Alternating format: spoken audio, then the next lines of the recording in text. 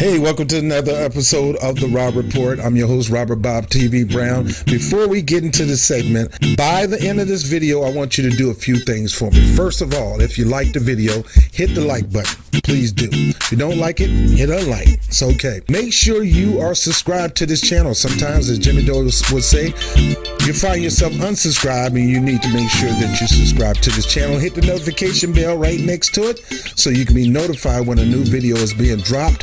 Whoop, there it is. And more importantly, the super chat will be on for this segment. So if you want to donate toward the efforts of Bob TV, that's freely up to you. I do have a job, but any amount will help toward the growth of this channel. And more important, let us help you help us by introducing you to a program. There's a link down below that says Equal Justice for All. You're going to click that video link and there's some educational tutorial about a phenomenal program in America that is really making equal justice a reality for every citizen. So this program is phenomenal. The proceeds from you participating in the program will go back, 10% will go back into the Bob TV YouTube channel. So anyway, my name is Robert Brown with the Rob Report. Let's get into it.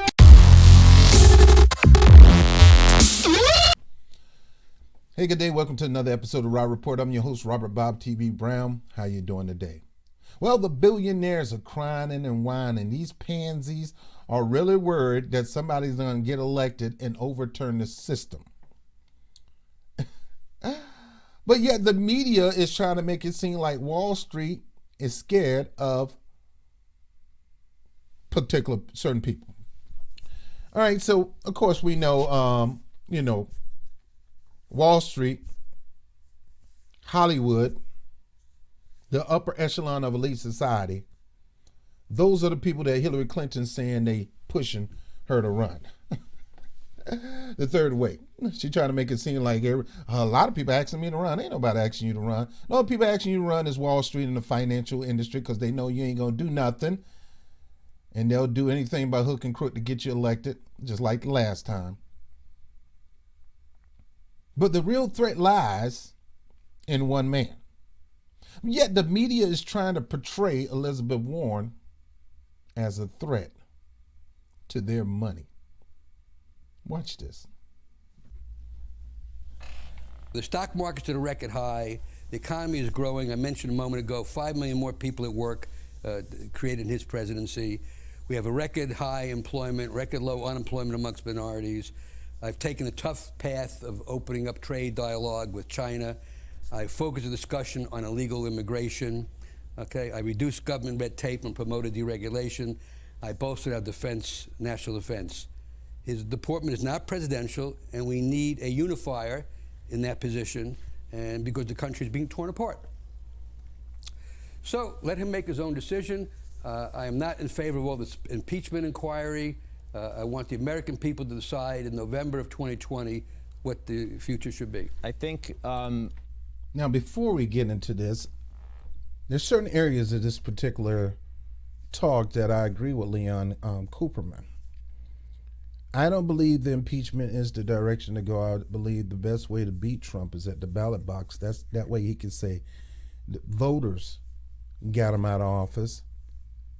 Because all he can say in this situation is the Democrats hated me be president and they did everything they could to get me out of office.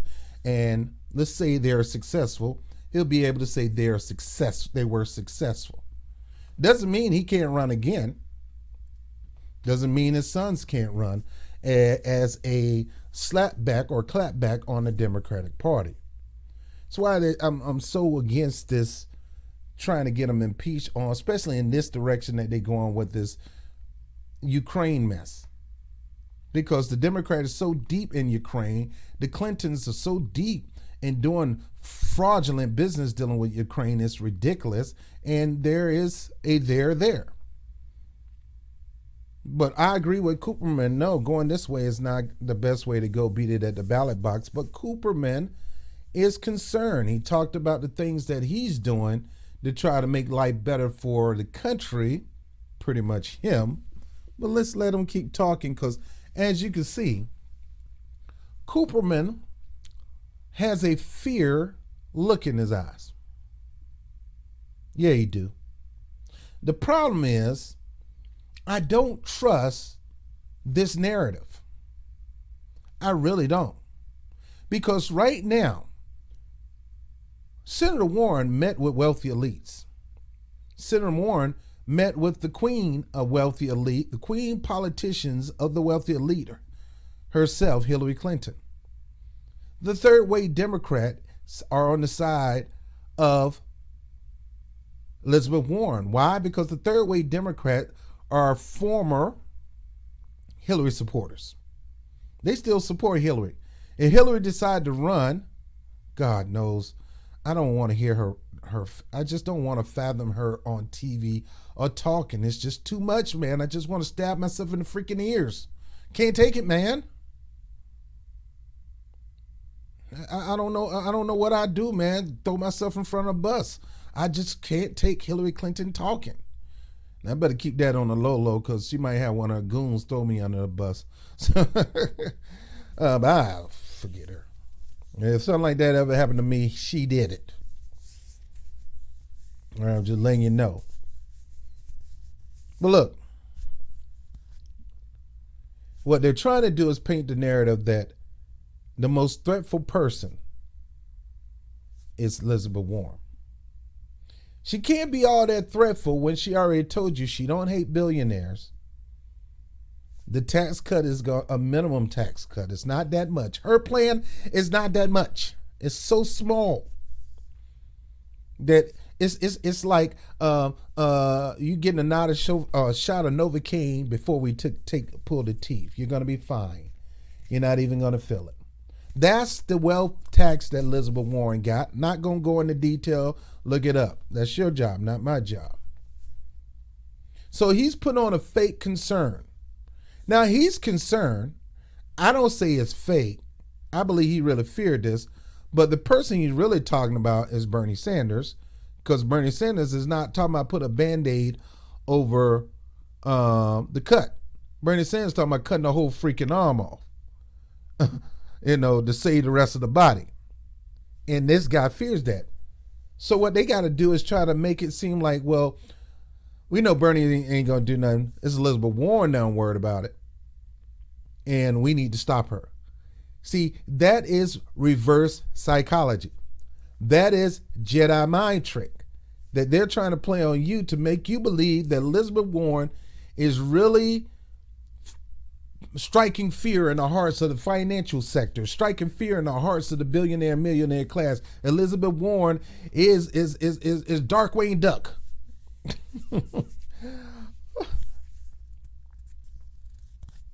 She's the Dark Knight. She's striking fear.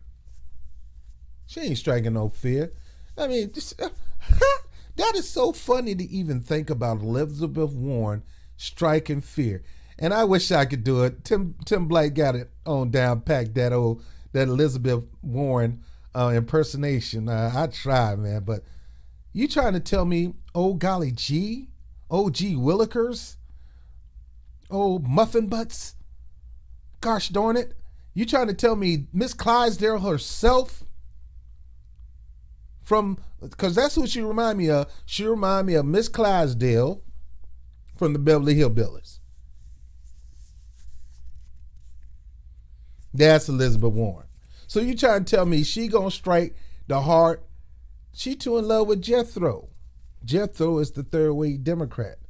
Jethro is the financial structure. She don't mind punishing you, but she's not gonna overturn the system. So imagine if he's scared that she's gonna punish them with this minimum wealth tax. Imagine what Bernie Sanders would do once he get in office. But let's keep listening to this. I mean, I think it's kind of obvious people can not only see the emotion on your face, but hear it in your voice when you talk about this, Lee. Why?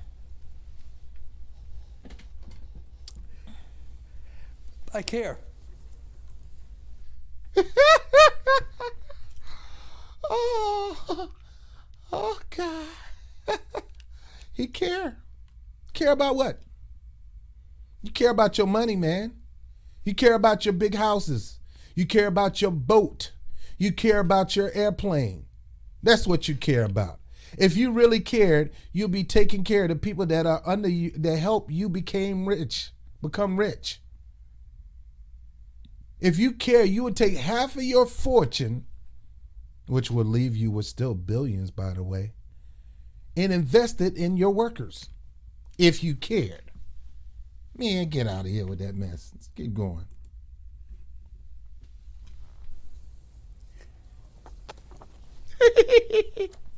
That's it.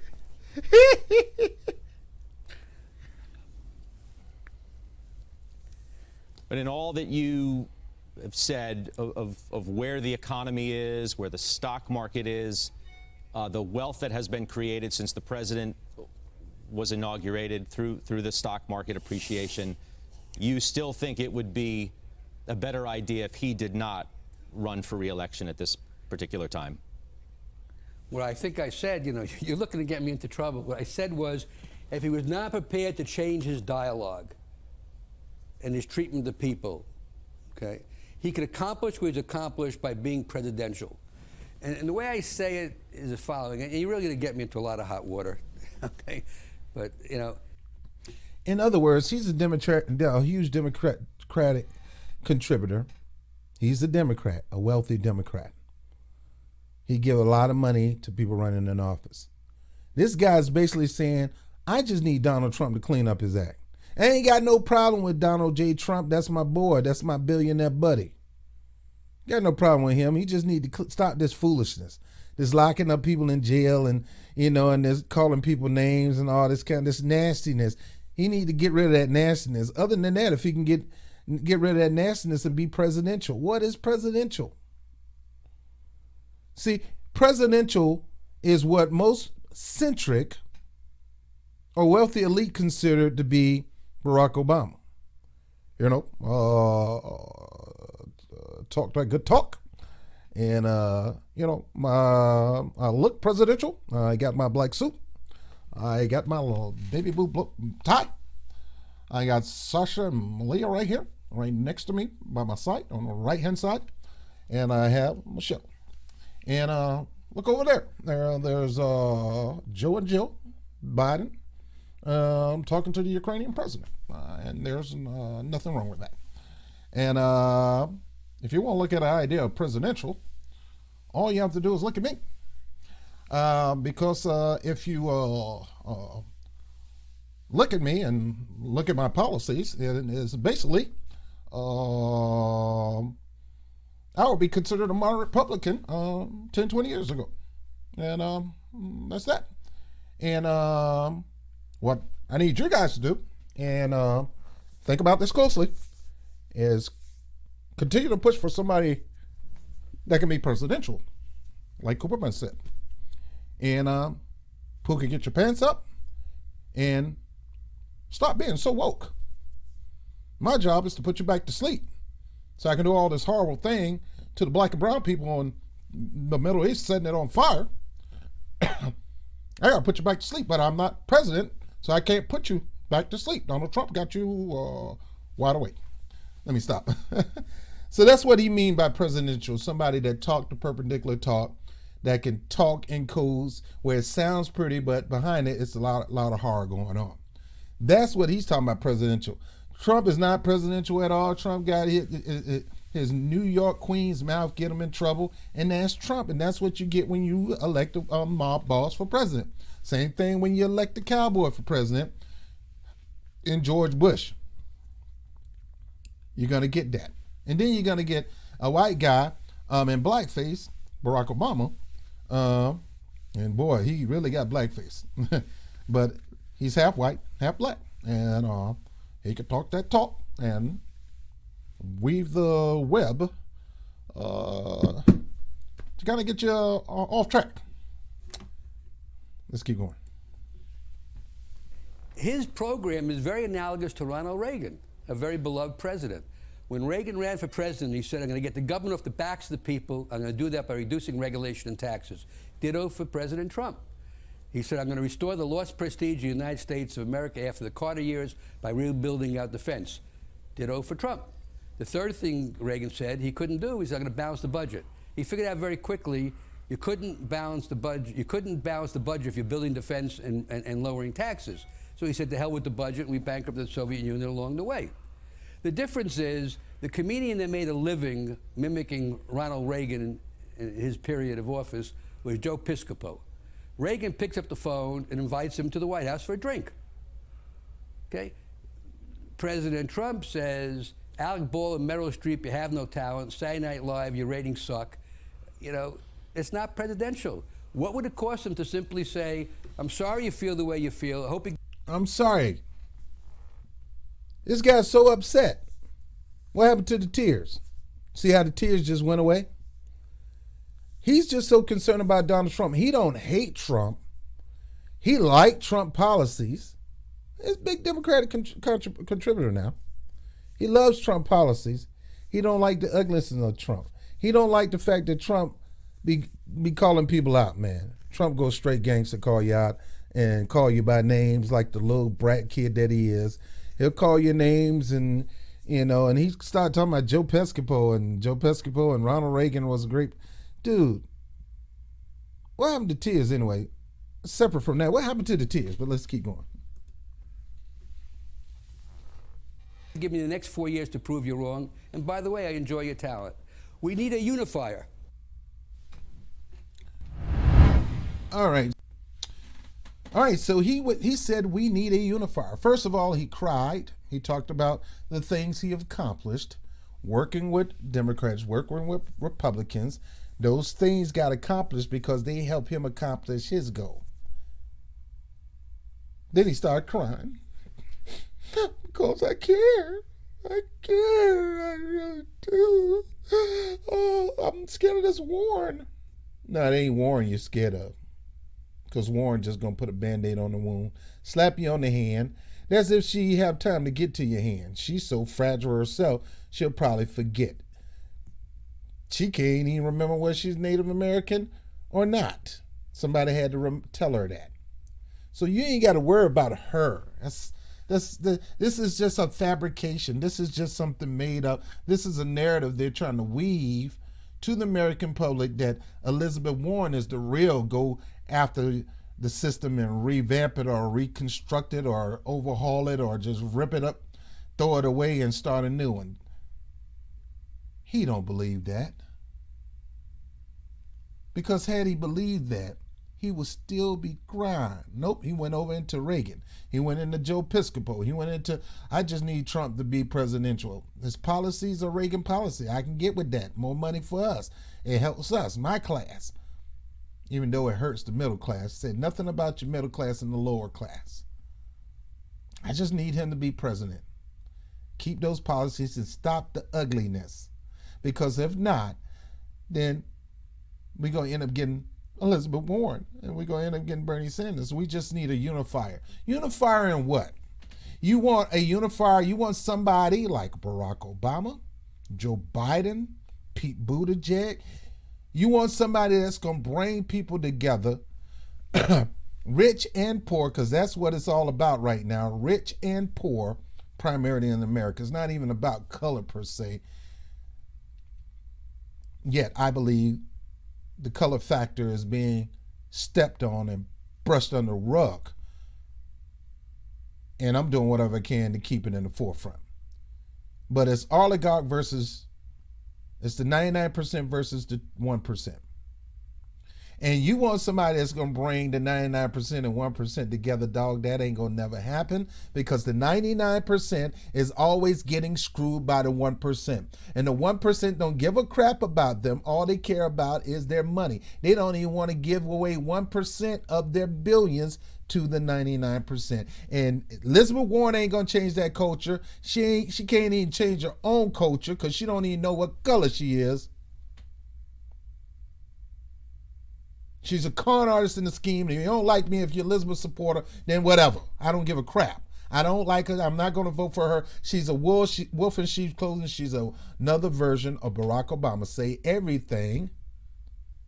And like Clinton, won't do nothing. Won't fight hard for nothing. Barack Obama would not even fight for Medicare for all. He fought hard to get Mitt Romney care. to go national. Even with the majority, he got no Republican votes. It was the independents that bailed him out.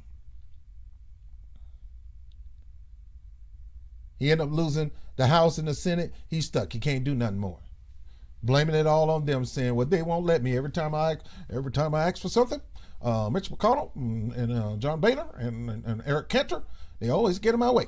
You should have known that, Doc. That's why you should have took your organization, Obama for America, and did what Bernie Sanders doing, run people for office to get them fools out of office so you can have somebody that's going to vote things your way. But you dropped the ball on that. And that's the reason why they don't fear Warren, because she ain't got that.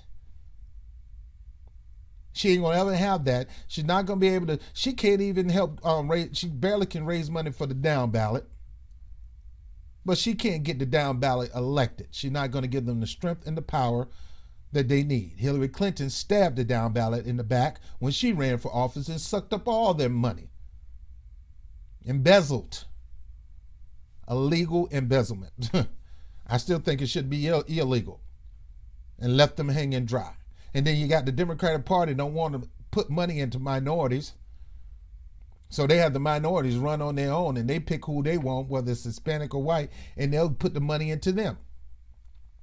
Leave the blacks and most of the minorities to fend for themselves. They can't. So what they do, they go to Bernie Sanders, Our Revolution, run on that winning platform, because I got to tell you, the platform is a winner. You know, it should have more stuff in there. And I could tell you some things it should have in there, but that platform is a winner. They ran on it.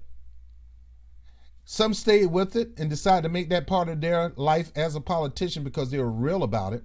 Some did it just to run for office, and you see what happened to them. Andrew Gillum turned his back on Bernie Sanders' platform, ran as a centric star, according to Debbie Wasserman Schultz. His butt lost. Stacey Abrams, same thing. She started courting centric. She wouldn't even challenge the guy to drop off his job. You got to stand down from your job. It's a conflict of interest. You can't be Secretary of State of Georgia running elections and running against me who's trying to get you out of office. She was supposed to lose that one because she did not call the guy out. And then you got people like Ayanna Pressley, who endorses Elizabeth Warren. Why? Because she is a third-way Democrat. She is not progressive. She is not part of no freaking squad. She's probably part of the squat. Anyway, I'm done with this. Billionaires, you can cry all you want. I do want somebody in there that's going to rip up the system and start afresh. We don't need a Band-Aid on a room. Billionaires are becoming cancerous. They're sucking the life out of the people who help them make them billions. They don't want to give them nothing. They don't want to give them no vacation time. They don't want to give them sick time. They don't want to give them Christmas bonus. They don't want to do nothing that they used to do back in the day. Why? Because I know, because I work with organizations in the union labor movement arena. And there's companies that don't want to give people full-time hours. There's companies that don't want to give them benefits and perks. The union have to go in there real hard to fight for those workers. Other than that, the company ain't giving you jack. In New York, the company wasn't trying to get them $15 minimum wage. The people went and fought for that. The company was not trying to get them 10 PTO days. Right now, the people are fighting for that, where it's the law, where the company ain't got no choice if they're going to do business here in New York. They fought for sick time for city workers in New York, for workers in the city of New York. They fought for 5 paid vacation time. Companies wasn't willing to give that stuff. And then this guy got the nerves to cry. Yet somebody get cancer with one of his companies, he probably won't even go down there to see him. Probably don't even know who it is and don't care. But he said, I care. I care. And anyway, billionaires, go ahead and do your cry. At the end of the day, Elizabeth Warren got her whack wealth tax program. Bernie Sanders is a little more aggressive and it's going to take a little more for you. At the end of the day, you're still going to be freaking wealthy. But in our day, if we don't do nothing with the money that you made off the back of the people, if we don't fix that situation where they could do some kind of profit sharing or they can do some kind of co-oping or whatever, at the end of the day, if the laws don't change concerning you, and the tax system going to change to take you back where we used to be, since you're talking about Ronald Reagan, take us back to the Ronald Reagan wealth tax, then the people will continue to suffer. Housing is going up. Food prices is going up. And that's crappy food. Everything is going up, but the paychecks of the working people. And here you are, you sitting on $20 billion. And you can't even take $10 billion of that $20 billion and do a little profit sharing through raises, through benefits or whatever with your workers. That's why I thank God for unions. And that's why I push union.